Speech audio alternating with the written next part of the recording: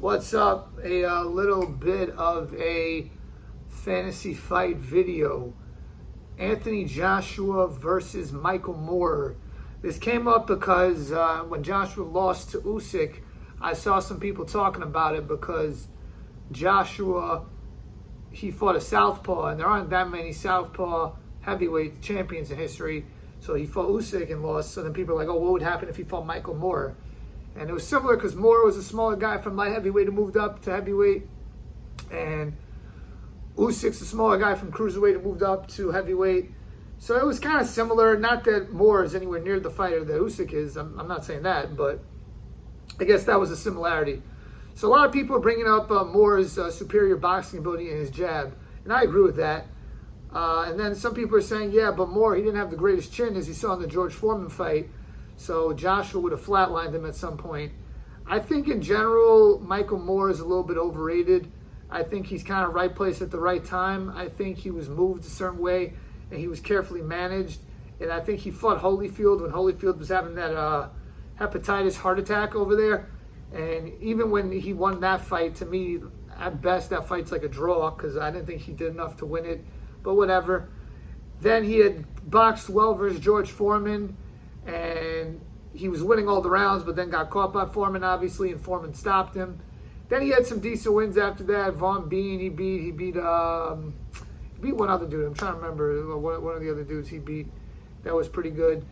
But yeah, he was a solid guy, and he did a lot of light heavyweight. He then got destroyed by Holyfield, and then he retired. Then he came back, got destroyed by Tua, but who cares about that one?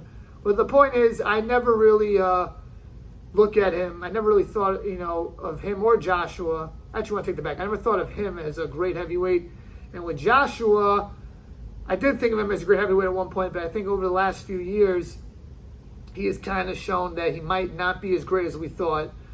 I think that Joshua has a very big size advantage. I think he has a very big power advantage. And I think he has a mental toughness advantage. And I know people are going to say, what? But yeah, if you watch Michael Moorer and you watch him during that fight with Evander Holyfield, Teddy Atlas was like begging him to throw punches in that fight. Moorer was a weird guy. He kind of is like a little bit of a baby, in my opinion. And I think he has low self-esteem. He's kind of passive. And I think that, he needed a guy like Teddy Atlas to really rile him up. I got Joshua knocking him out. I'm going 9th round KO in a good fight up until that point, but I think once he hurts Moore's going to have a tough time. I think that Moorer is just outmatched in this one, and I think he will win rounds early on, but I think that Joshua will win. And I think a lot of the people picking Moorer to beat Joshua, they are pretty harsh on Joshua, and they think that Joshua is not as good as I think he is. I think he is a little bit better than other people do. I still think Joshua would knock out the likes of Michael Moorer and pretty much anybody else in that 90s era. But let me know what you guys think. Do you think that Moorer's skill and footwork and speed could beat Joshua? Or do you think that Joshua's sheer size, power, and physicality would be too much for Moorer? Please like, share, comment, and subscribe. And check out my other fantasy fight videos. Peace out.